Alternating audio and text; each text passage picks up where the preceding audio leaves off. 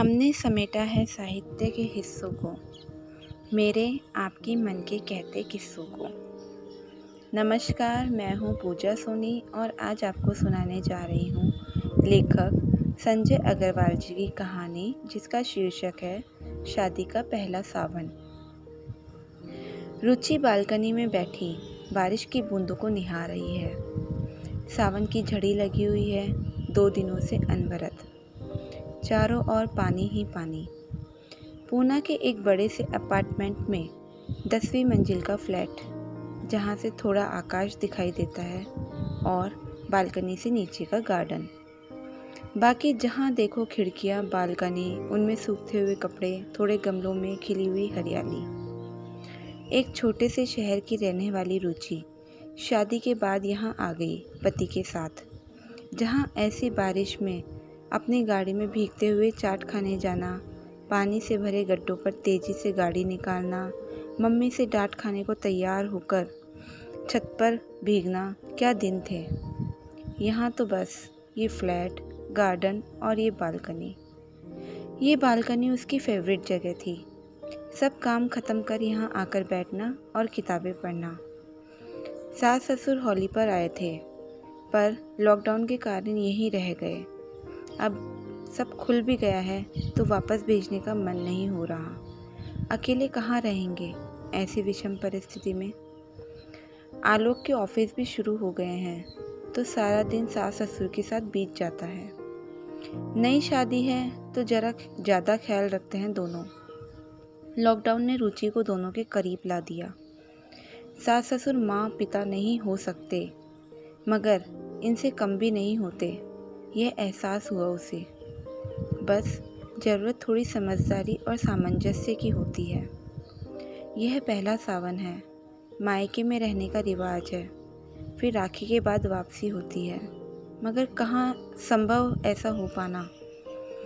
6 महीने हो गए शादी को, मायके जाने को नहीं मिला। अब फ़िलहाल मिलना अभी नहीं। राखी है 3 दिन बाद। जी कसक रहा है, ऐसे ही बीत जाएगी राखी। बारिश की नमी अनायास ही पलकों में छप गई। तभी सासू माँ आकर बैठ गई। क्या हुआ रुचि, क्यों उदास बैठी हो? कुछ नहीं मम्मी जी, 3 दिन बाद राखी है, पहली बार ऐसा होगा कि भैया की कलाई सुनी रह जाएगी। यही सोचकर मन उदास हो रहा है। हाँ बेटा, ये तो है, पर क्या कर सकते हैं, समय ही ऐसा है, कोई कहीं आ जा नहीं सकता।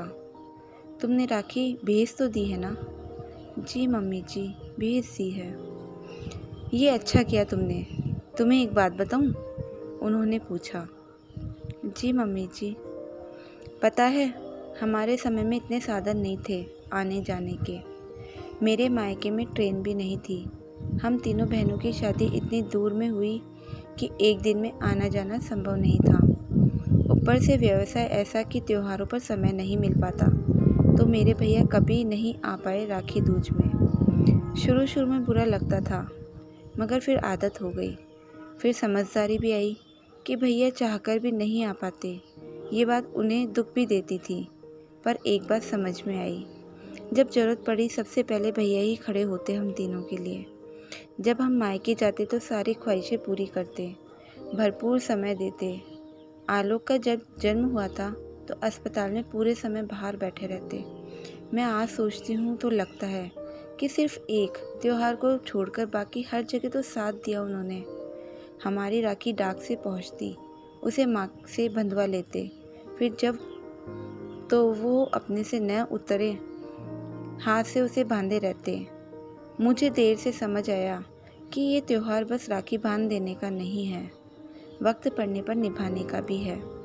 अगर उस वक्त भाई बहन एक दूसरे के साथ खड़े हैं तो किसी धागे के बंधन की जरूरत नहीं।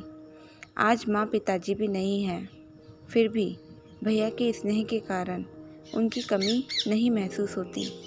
तो बिटिया, रिश्तों को मन के, विश्वास के, प्रेम के धागे से मजबूती से बांधना ज़्यादा ज़रूरी है, बजाय रेशम की डोरी के। अगर ये डोर मजबूती से बंध गई ना, तो भाई बहन का रिश्ता सबसे मजबूत रिश्ता बन जाएगा।